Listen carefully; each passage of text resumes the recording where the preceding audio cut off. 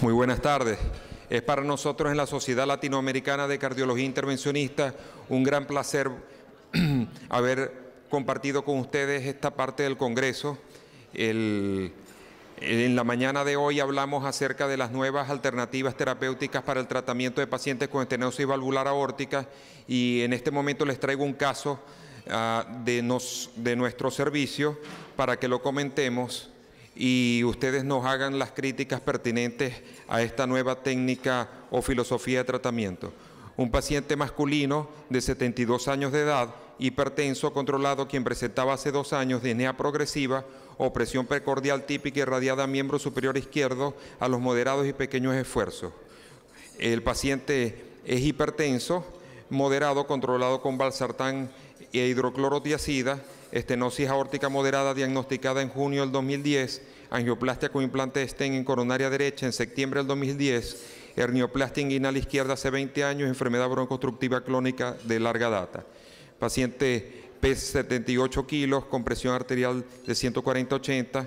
Lo más importante al examen físico, el soplo cardíaco 3 en 4 cruces en foco aórtico, típico de la estenosis valvular aórtica, una buena hematología y una buena creatinina con buen contaje de plaquetas y demás exámenes normales. Vale la pena resaltar que en el electrocardiograma de reposo apenas se observa una hipertrofia ventricular izquierda, el ritmo sinusal es normal con QRS estrecho.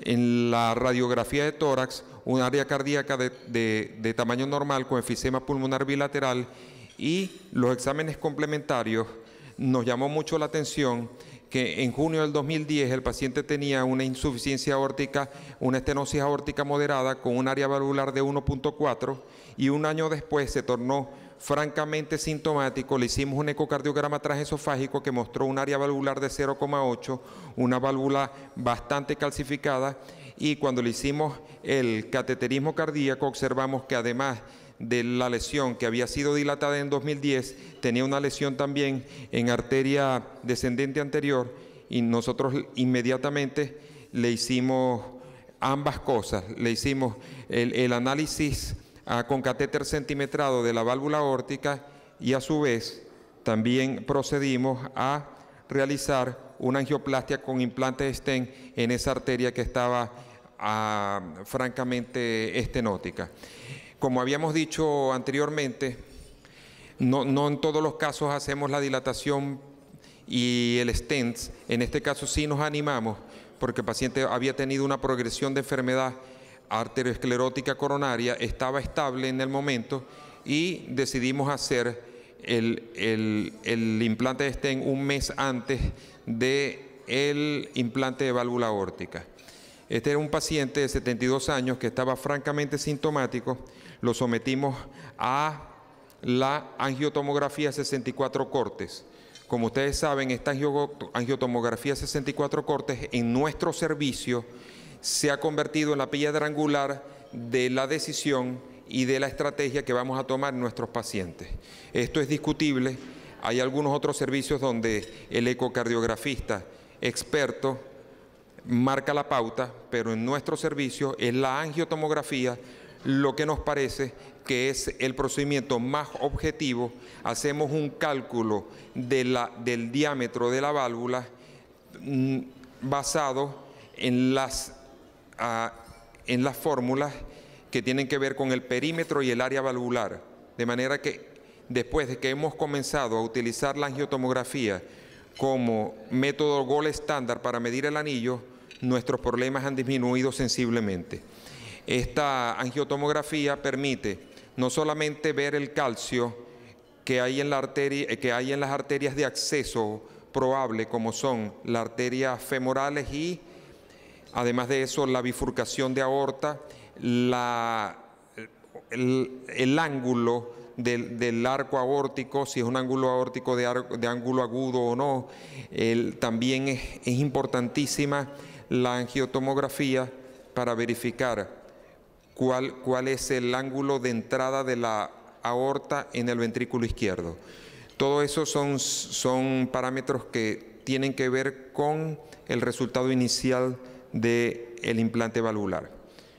decidimos comenzar con nuestro implante en este paciente, con el grupo quirúrgico, haciendo una arteriotomía quirúrgica. Esta es la válvula que nosotros decidimos implantar en este paciente, es la válvula 26 de la Corevalve. Y aquí, para resumir el procedimiento, estamos haciendo el implante de esta válvula que, como ustedes saben, es una válvula autoexpansible que acaba de ser mostrada por el doctor Gaspar.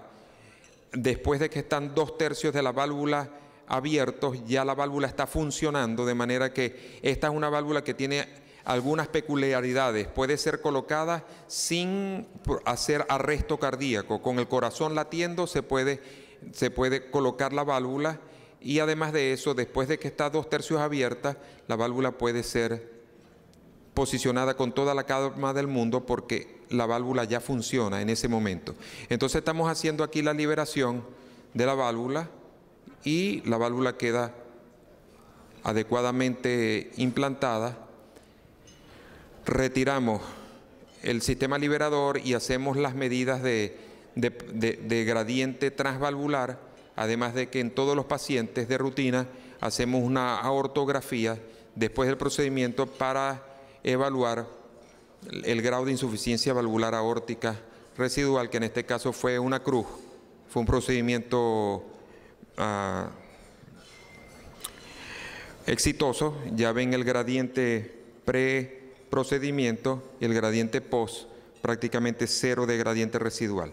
El paciente estuvo hemodinámicamente estable y asintomático, dado de alta al 5.º día de hospitalización, y ese mismo día, al llegar a su domicilio, presentó cuadro sincopal con caída desde su propia altura y fue trasladado de urgencia al centro médico donde se le había hecho el estudio. ¿Qué pasó? ¿Qué hacemos? ¿Qué camino seguimos? ¿Qué sucedió con el paciente? Bueno, cuando llegó el paciente a la emergencia, tenía un electrocardiograma que no se parecía en nada al electrocardiograma con el cual él ingresó ni salió del hospital. Recuerden que tenía un ritmo sinusal con un PR normal, QRS estrecho. Llegó luego del síncope con un bloqueo AB de primer grado y un bloqueo completo de rama izquierda, o sea, un bloqueo bifascicular. El paciente, según lo que nos describieron sus familiares, tuvo una pérdida súbita al conocimiento, caída desde su propia altura, llegó golpeado con un traumatismo craneal a la emergencia. No tuvimos duda de que fue un francosíncope, y ante eso entonces nosotros decidimos colocarle un marcapaso definitivo bicameral, y yo no resistí la tentación de 5 días después revisar la válvula que habíamos implantado para ver si estaba todavía funcionante o no. Y sí, la válvula estaba bien, y decidimos colocar un bicameral. Ustedes ven allí ahora el electrocardiograma posterior al implante, cuando se ve el marcapaso comandando 100%, y tuvimos una intercurrencia durante el momento del implante del marcapaso definitivo. Cuando fuimos a colocar los electrodos dentro del ventrículo, el paciente hizo una asistolia completa y nos mostró, en el peor de los escenarios, que sí, que el paciente iba a meritar, y lo que había tenido era un bloqueo AB completo en el momento del síncope. Así que ese fue el caso. Yo quería comentarles a ustedes cuáles son las consideraciones que nosotros tenemos en relación al bloqueo AB posimplante valvular aórtico transcatéter. Recuerden la referencia anatómica, los 5 milímetros que existen entre el plano valvular aórtico y la emergencia de las de His. Esos 5 milímetros son críticos. Nosotros, cuando vamos a colocar un implante de válvula autoexpansible, nos recomiendan que la válvula esté entre 6 y 8 milímetros por debajo del plano valvular. Entonces estamos jugando muy de cerca con la emergencia de las de His, y es por eso que probablemente tengamos los problemas que tenemos. Esto no es una complicación inherente solamente al implante percutáneo. Los cirujanos también tenían ese problema. Lo que pasa es que los porcentajes de aparición no son los mismos. Esto es una válvula balón expansible, de las que le gusta a Víctor Rodríguez. Este es un caso con balón expansible, y fíjense que también sucede que el implante está bastante cerca del sitio donde está el septum interventricular, de manera que estas prótesis tampoco son están exentas de producir bloqueo. En este caso, se hizo un trabajo con válvulas balón expansible, o sea, válvulas de Edwards Sapiens, en 123 pacientes y se mostró que en 5,7% requirieron de implante de marcapasos debido a bloqueo AB de primera aparición. Esto es en válvulas balón expansibles. Los factores de riesgo asociados serían entonces la insuficiencia aórtica moderada severa, el infarto del miocardio previo, el implante valvular bajo, el desbalance hidroelectrolítico postoperatorio, el bloqueo de rama derecha previo y el bloqueo bifascicular previo. En conclusión, el bloqueo auriculoventricular avanzado es una complicación inherente al TAVI que puede aparecer durante el procedimiento o inclusive en las primeras semanas después. Les comento, tuvimos un caso en nuestra experiencia que el paciente fue dado de alta al 7º día y tuvo un síncope en el día número 20.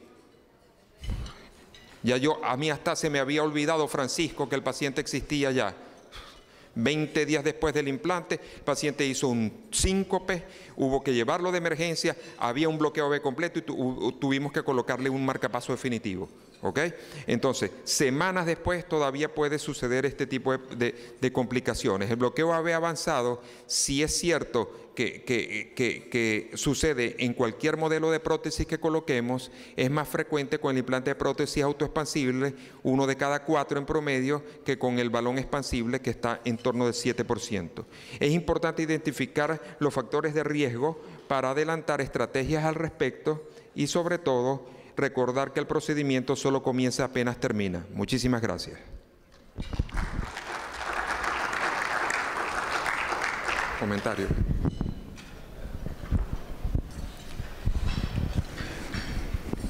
Aquí no funciona, ¿no? Bueno, fíjate, Pedro.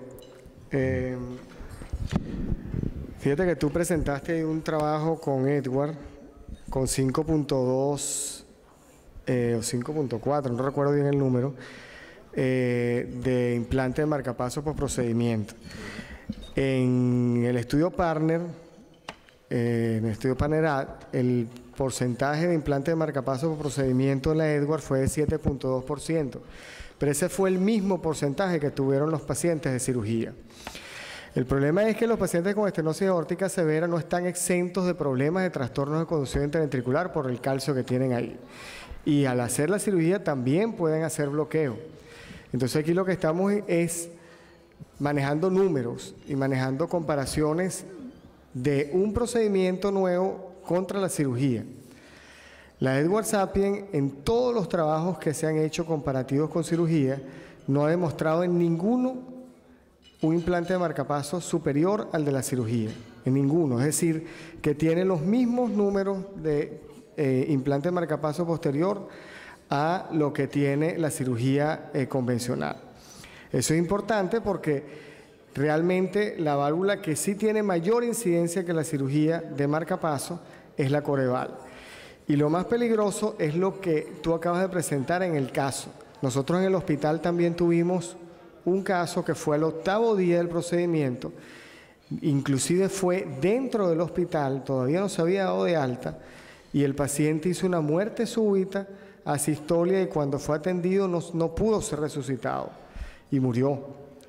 Entonces, estamos hablando de complicaciones de bloqueos completos o asistolias tardías. Y ese es el gran problema de una válvula implantada baja, que también puede suceder con la Edwards, pero que raramente con la Edwards puede quedar una válvula implantada baja, pues es una válvula más corta.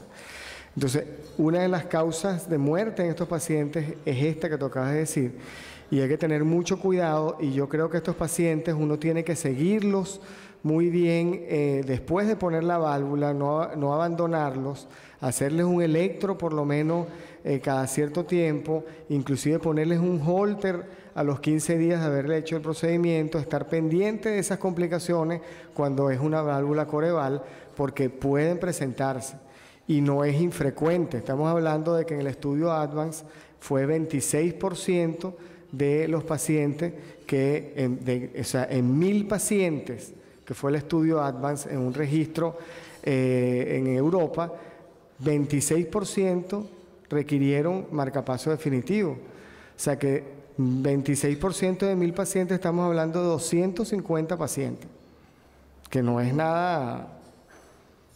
¿Okay? Pedro, muy bueno el caso, realmente quedó muy bien. Yo quería hacerte dos comentarios hablando de lo que estamos hablando, que es el trastorno de la conducción. Primero, que el predictor más importante para bloqueo B completo, uno de los más importantes, como tú dijiste, es el bloqueo previo de rama derecha de la DEGIS, porque como sabemos, la válvula produce un trauma en la rama izquierda, y si produce un bloqueo de rama izquierda, pues vamos a tener un bloqueo B completo. Más que el problema de los números 5, 7 contra 25, 29, que ya es un problema, porque estamos sumando costos, estamos sumando morbilidad, estamos sumando 1 de cada 4 pacientes. Yo creo que esa es la gran diferencia entre las dos válvulas fundamentalmente. Pero más o tan importante que eso es que tú dijiste unas palabras ahorita que me parecieron muy graciosas, que el procedimiento termina cuando termina. Cuando uno implanta una Edwards, el procedimiento termina cuando termina. O sea, usted puso su marcapaso, si él no tiene bloqueo en la sala, retiramos el marcapaso temporal, porque los bloqueos que produce la válvula Edwards son siempre inmediatos. Nosotros tenemos una casuística de 115 pacientes entre las dos válvulas, y los pacientes que terminamos de implantar la válvula Edwards, que no hizo un nuevo trastorno de la conducción, que no hizo un bloqueo de rama, que no hizo bloqueo de primer grado, ese paciente se retira el marcapaso temporal en la sala de hemodinamia, sube a terapia intensiva, unidad de cuidados coronarios 24 horas, y la mayoría de ellos egresan en 24 o 48 horas más. El problema de Corval es que el procedimiento no termina cuando termina. El problema de Corval es que un procedimiento que salga muy bien, que es exitoso, que no tiene insuficiencia aórtica, persiste el trauma de la válvula autoexpandible en el tracto de salida, continúa provocando daño en la rama izquierda de la DEGIS, y como tú bien dijiste, no sabemos cuándo va a producir el bloqueo. De tal manera que este no es un paciente que se queda 24 horas en terapia intensiva, sino que se queda 48 horas en terapia intensiva.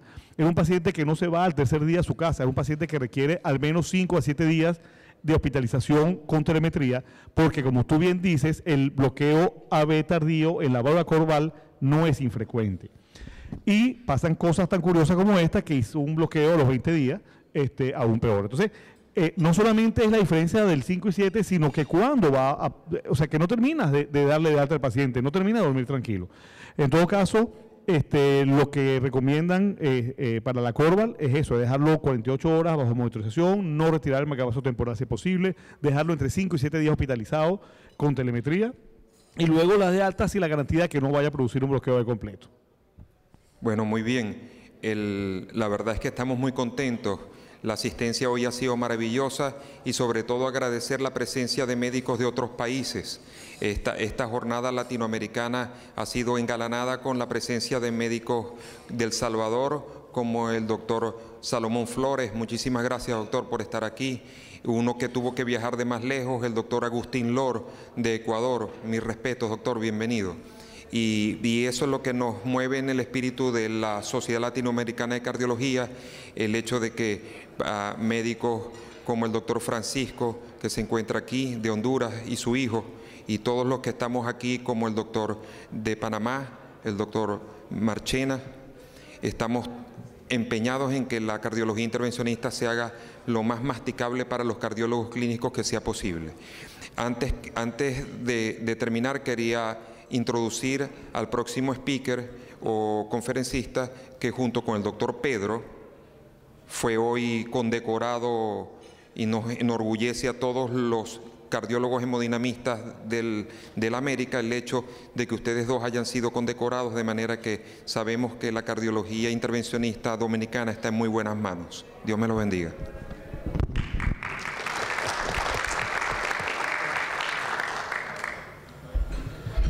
Quisiera hacer un caso más bien interactivo con el público. Este es un masculino de 37 años de edad, sin antecedente mórbido conocido, familia muy cercana, consumidor de tabaco a razón de 25 o 30 cigarrillos por día, desde hacía 18 años. Se presenta a la sala de emergencia porque me llama el familiar a mi casa que el primo hermano tiene dolor de pecho.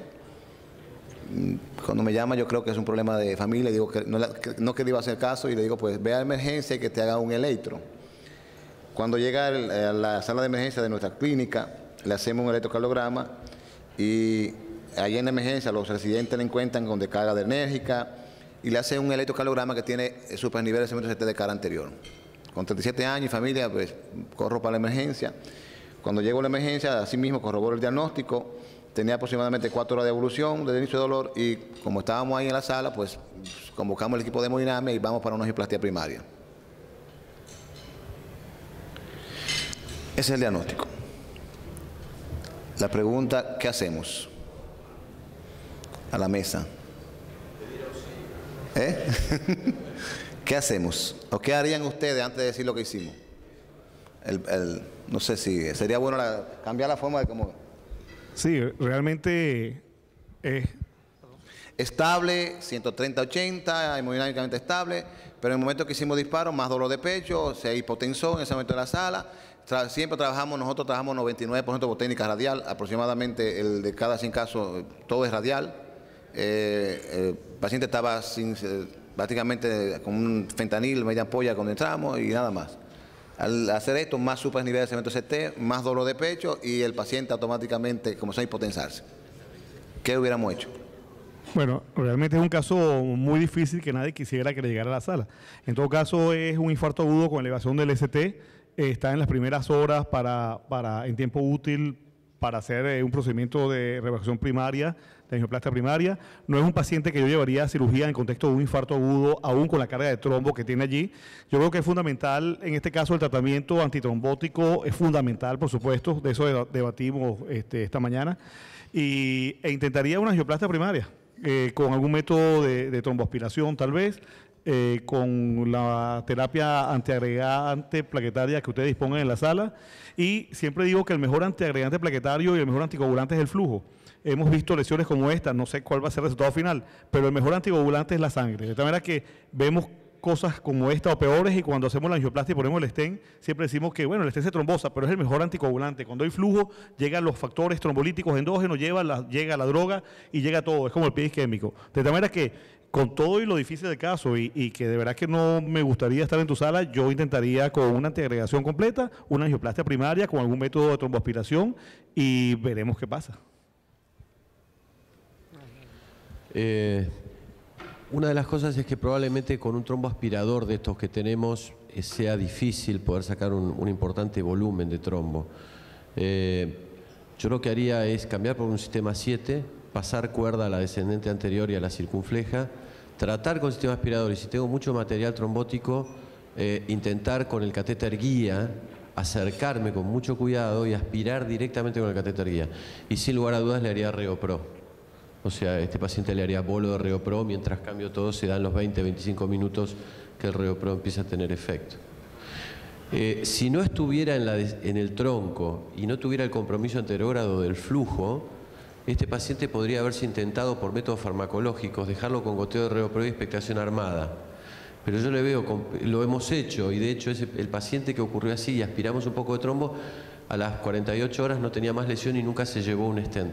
Pero en este caso creo que la ubicación, que es extremadamente peligrosa, y el flujo anterógrado descendente anterior, que ya está con un TIMI-2, me parece que no deja ninguna alternativa y obliga a actuar aunque uno no quiera. Sí, creo que es interesantísimo. Y lo más importante es el electrocardiograma de este paciente. O sea, tiene un supradesnivel del... Toda la cara anterior, de B1 a B6. De la cara anterior. Sí. Y acá la intervención que hiciéramos le va a poner más en riesgo la circunfleja. Porque el trombo está cabalgando en el tronco hacia la circunfleja. Entonces, creo que es muy probable que cualquier intervención que vayamos a hacer hacia la descendente anterior, vamos a tener compromiso de la forma que está distribuido el trombo. Entonces... Claro, yo después de hacer esto le pediré a los enfermeros rápido, hagan un electrocardiograma y díganme que el ST bajó, entonces tengo tiempo de hacer el ReoPro, los antitrombóticos y capaz que le entramos mañana. Pero si el ST sigue arriba hay que intervenirlo, hay que asumirlo, tal vez poner un balón de contrapulsación, nosotros también lo hubiéramos hecho por radial, pero así pinchar femoral, colocar un balón de contrapulsación y ir a hacer la intervención, doble guía y estaría de acuerdo en la estrategia planteada. Pasar a 7 French por radial, doble guía y después el concepto de que los catéteres de tromboaspiración que tenemos son muy limitados para los tamaños de trombos que tenemos que aspirar en infarto agudo, ¿no? Eso es una realidad, pero bueno, es un tema de diseño de de los dispositivos que tenemos ahora. Te cuento que hace unas 3 semanas me enviaron un señor visto por un buen cardiólogo y en Honduras no existe ReuPro. Te cuento que este doctor le hizo bien su diagnóstico. Tenía elevado de B1 a B6, 1 a BL, pero era el ostium de la arteria ascendente anterior. No tiene ReuPro en Honduras, pero él lo manejó con tirofiban porque en las primeras horas no había elevado el ST. En el transporte, durante el transporte no había elevado el ST. Hasta que venía en ambulancia comenzó a elevar el ST, pero venía con tirofiban. Oye bien, ya lo tenían varias horas con tirofiban. Cuando le hago el primer disparo, me encuentro que el ascendente está 0, flujo TIMI 0. Obviamente uno no quiere, Dios mío, yo creo que le empujé el trombo y el paciente se chocó inmediatamente. Te cuento que no tenía más que hacerle y te cuento que lo que usé, además de la carga de heparina normal que le ponemos, vos sabés 100 unidades por kilo, usé Actilice intracoronario. No hay guías. Les cuento que he revisado la guía el otro día, me peleé con un mexicano porque no hay guías. Pero te cuento que usé Actilice intracoronario, despacio, 1 miligramo, 2 miligramos, 3 hasta que completé 15. Se mejoró la presión, se le puso inotrópico, etc. Y te cuento que lo que encontré fue una disección después del ostium. Se limpió totalmente y le pusimos un stent y quedó perfecto. Te cuento que pero obviamente es un sitio mucho más peligroso porque está en el tronco y está en una bifurcación. Ahora contanos más bien qué asistes. Ok, ¿tenemos otro comentario? Ok, ante ese caso, pues todos teníamos, bueno, ya también, a mí también a poner un stent realmente. El plan fue que el siguiente paso fue definitivamente tener el diagnóstico de trombosis masiva del tronco coronario izquierdo, afectando la AMBA de DA y de la sincofleja, como decíamos, de la porción ostial y proximal.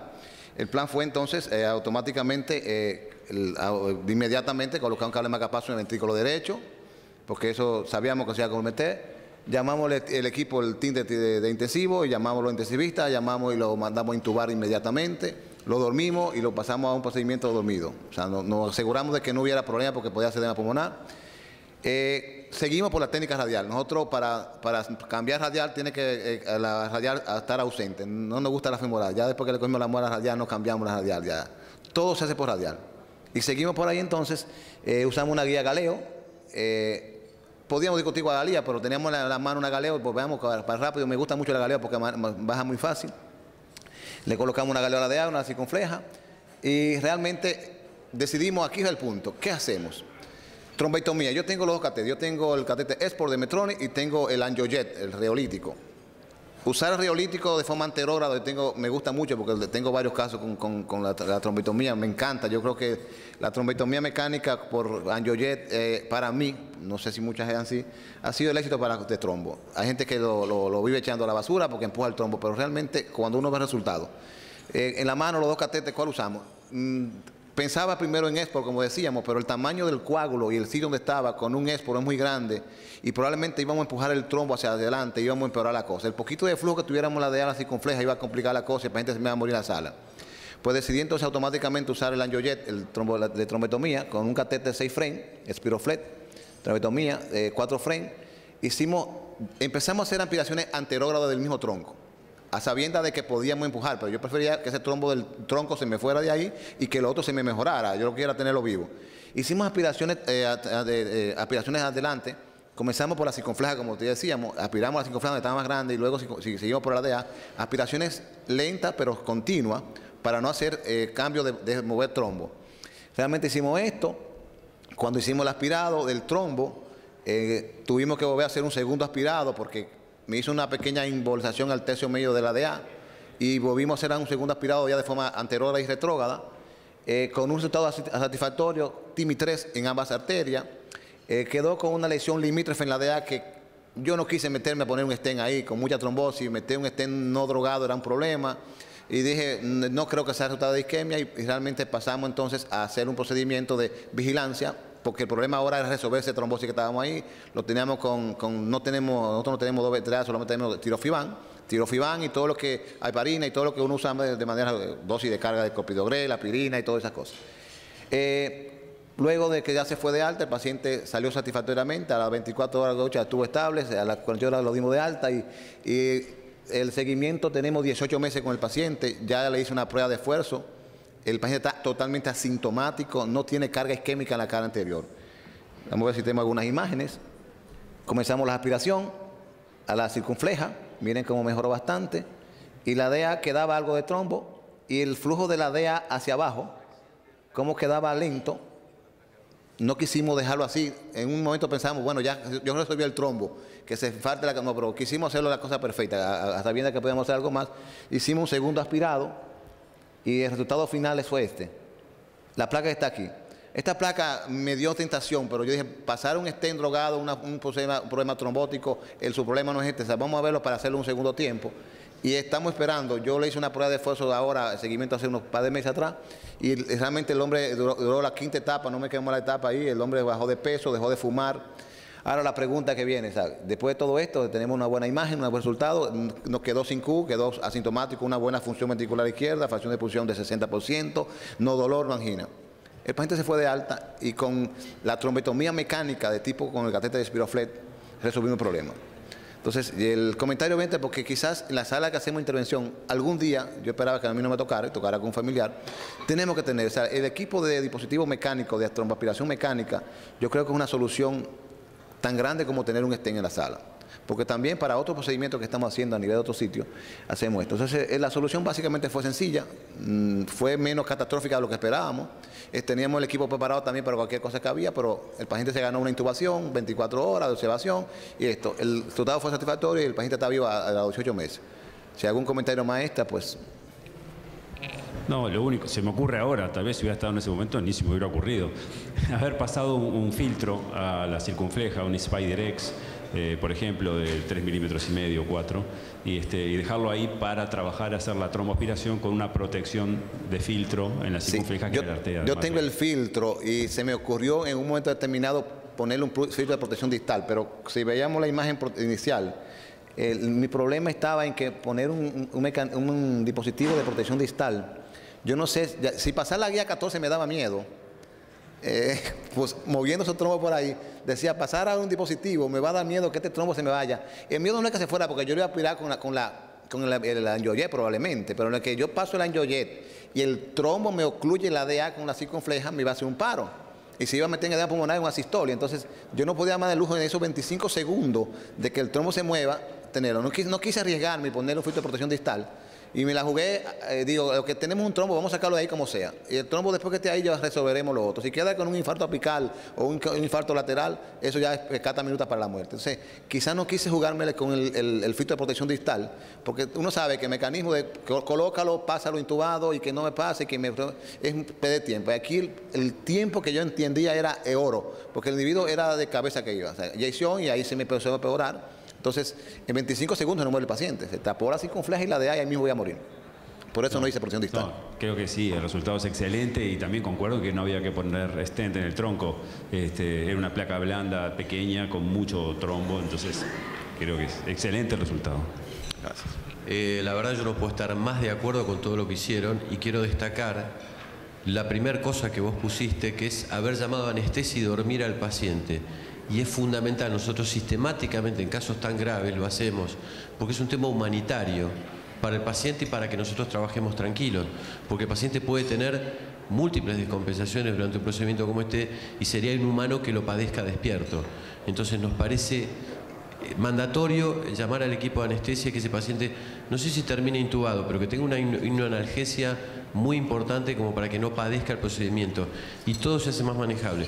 Y en segundo lugar, siempre prevenir del cuidado de que ese trombo no migre retrógradamente. Es decir, por eso hay que tratar de estar siempre bien metidos.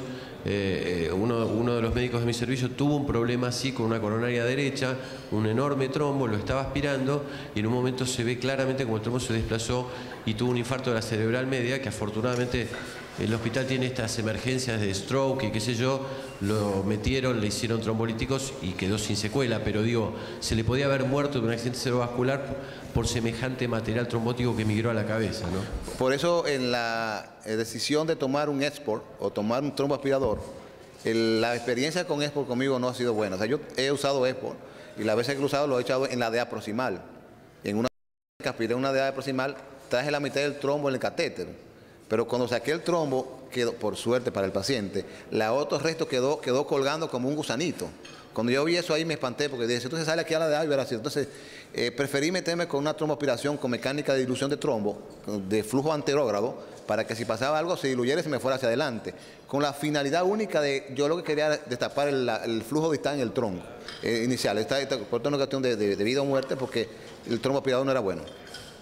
No sé si, bueno, realmente te felicito por el caso. El resultado no pudo ser mejor y la estrategia no pudo ser mejor. Teniendo la herramienta, pues yo creo que no quedaba otra cosa que hacer. En nuestros países nos preguntamos cuando no tenemos los sistemas de tromboaspiración, angioedema, etcétera, tenemos que acudir a otras herramientas.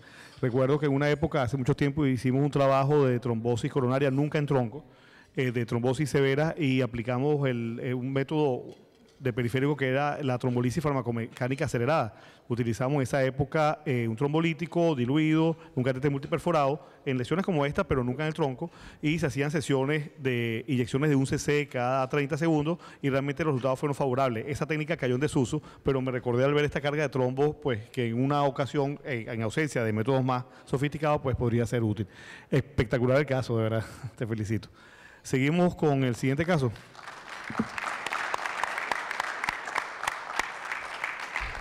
Buenas tardes, agradezco al comité organizador de estas jornadas la invitación que nos hacen. El siguiente caso, voy a ir pasando toda la información clínica, pero si alguien quiere interrumpir, por favor háganlo con confianza. Esta es una paciente de 63 años con antecedentes de hipertensión arterial, angina de pecho y enfermedad coronaria multiarterial con lesión de tronco, descendente anterior ostial y circunflejo ostial, según un cateterismo cardíaco hecho el 3 de agosto de 2010. Ella fue llevada a cirugía de revascularización coronaria el 6 de agosto de ese mismo año, con 2 puentes arteriales, uno de mamaria interna izquierda, la descendente anterior, y un puente radial al ramo marginal obtuso. Este es el cateterismo que se le hizo en la institución donde se operó. Voy a ir mostrando las imágenes muy representativas solamente, con lesión aquí en el tronco, lesión en el ostium de circunfleja, y por ahí creo que se ve la de la descendente anterior. Para efectos prácticos el resultado es el mismo, tenía que ir a cirugía, tiene aquí una lesión en el origen del vaso.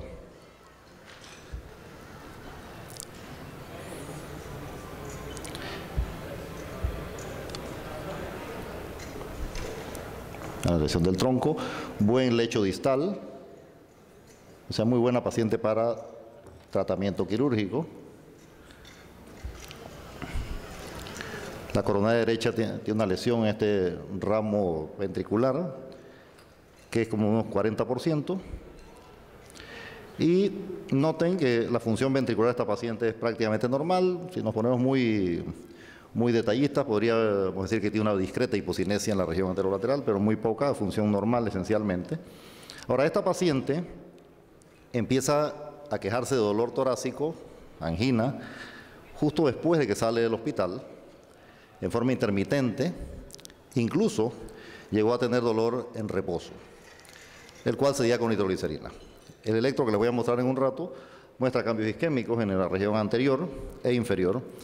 Y cuando llega al consultorio, este era el tratamiento: clopidogrel, simvastatina, corec, diazepam, bastarel, Lasix, toda una batería. Esta señora, si ustedes ven, este es un ecocardiograma hecho el 9 de diciembre, 4 meses después de operada, y resalto aquí que tiene fracción de impulsión de 30%. Por eso les decía que miraran la ventriculografía, que era prácticamente normal. Obviamente esta paciente algo está pasando y algo muy grave. Entonces noten la fecha, 9 de diciembre. Finalmente, como estaba en una institución donde tenía que esperar un cupo para procedimiento, la paciente se le hace un cateterismo en abril de 2011, 8 meses después, y se encuentra pues lo mismo que ya te tenía. El médico intervencionista que la ve habla con el cirujano y el cirujano le dice que no es quirúrgica. Ahora les voy a mostrar el lecho distal que le quedaba. El cardiólogo intervencionista dice que tampoco la va a intervenir. Y la paciente acude al consultorio por persistencia de los síntomas, a pesar del tratamiento médico. Y resalto tratamiento médico porque es obvio que con lo que van a ver, el tratamiento médico no tiene cabida. Antes de consultar, había ido a 2 cardiólogos intervencionistas más, quienes había dicho también que se quedara en tratamiento médico. Y entonces esta es la paciente que se le propuso tratamiento médico. Una lesión crítica del tronco, suboclusiva, con compromiso en los ostium. La derecha sigue exactamente igual, no esperábamos que hubiera cambio allí. Este se volvió a estudiar en la misma institución donde se había operado, y noten que el puente de la arteria tiene una oclusión total funcional. Apenas si pasa flujo, el cirujano se niega a operarla porque dice que bueno, aquí no tiene lecho, que él no la va a reintervenir nuevamente. Esta es una proyección lateral para que veamos el compromiso severo de ese puente de mamaria.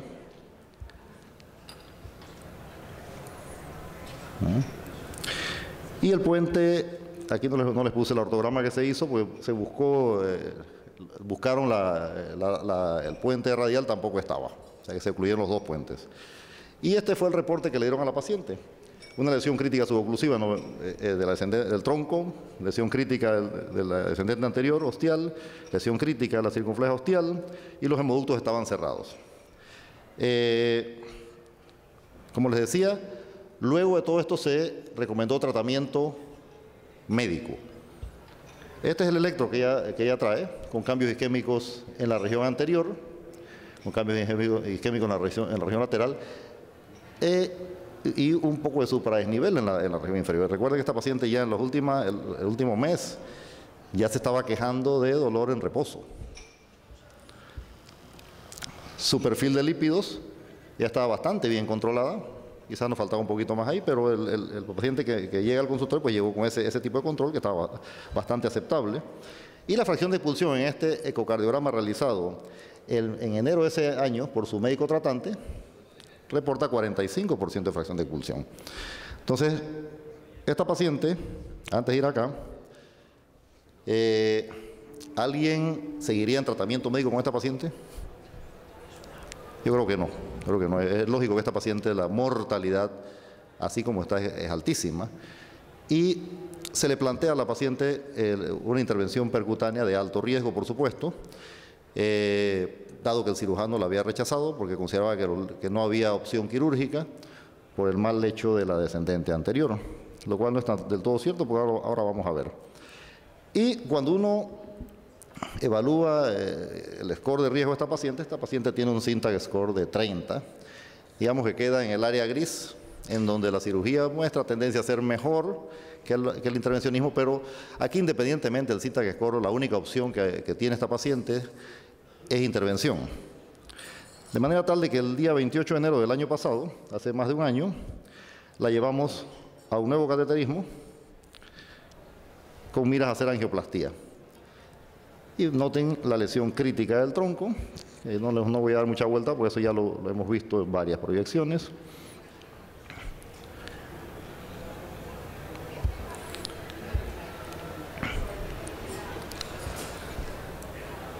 Prácticamente cerrado.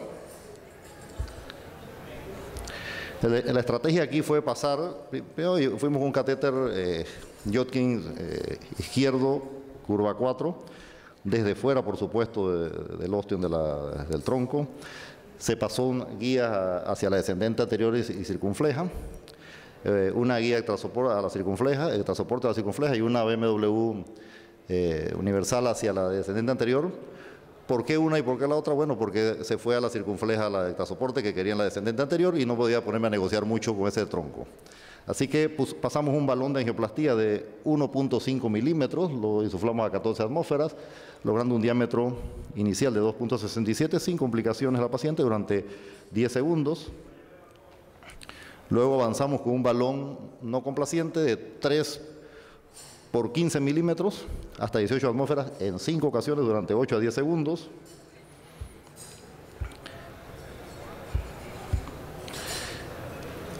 Y ya entonces empezamos a ver el panorama un poco más claro, ya el tronco ya no es tan crítico, ya permite reposicionar las guías.